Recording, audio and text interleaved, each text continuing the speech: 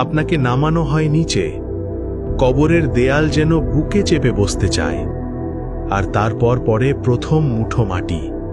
শব্দটা আপনি শুনতে পান, কিন্তু আপনি কিছু বলতে পারেন না। একটার পর একটা মুঠো, আর ধীরে ধীরে ওপরে আলো বন্ধ হয়ে যায়। তারপর যা হয়, এটাই কবরের সবচেয়ে হৃদয় ভাঙা অংশ। মানুষেরা দাঁড়িয়ে থাকে কিছুক্ষণ, তারপর একে একে ফিরে যায়।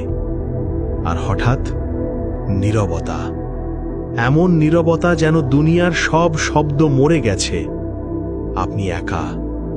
ঠিক তখনই কবরের ভেতর বাতাস বদলে যায়, মাটি কেঁপে ওঠে, অন্ধকারটা যেন আরো ঘন হয়ে নামে। আর সেই অন্ধকারে হাজির হয় দুই ফেরেশতা। এরা হাসে না, সময় নেয় না। এরা হলো মুনকার ও নাকির। তারা এগিয়ে আসে, আর শুরু হয় জীবনের সবচেয়ে বড় পরীক্ষা, যে পরীক্ষার জন্য আর কোনো পরে নেই।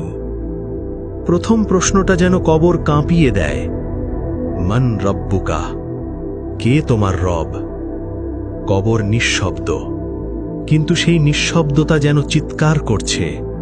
তাদের কণ্ঠ গর্জে ওঠে, মান রব্বুকা, কে তোমার রব?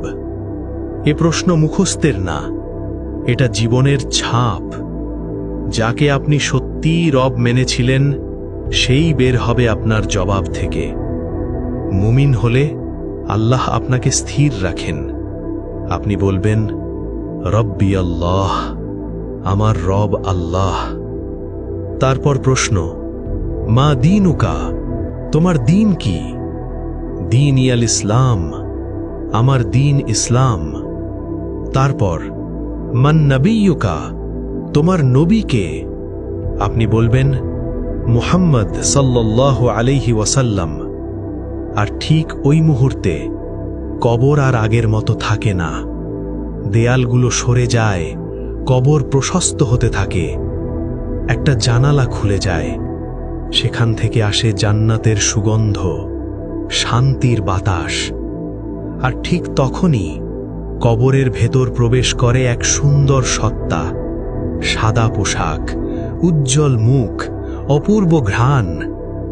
আপনি কাঁপা গলায় জিজ্ঞেস করবেন, আপনি কে? সে হাসবে, বলবে, আমি তোমার নেক আমল, তোমার নামাজ, তোমার রোজা, তোমার আল্লাহর জন্যে ফেলা কান্না। আমি কিয়ামত পর্যন্ত তোমার সাথে থাকব। এখন আপনি একা নন। কবর বদলে যায় বারজাখের এক বাগানে। আর যে উত্তর দিতে পারে না, চিত্রটা ভয়ঙ্কর।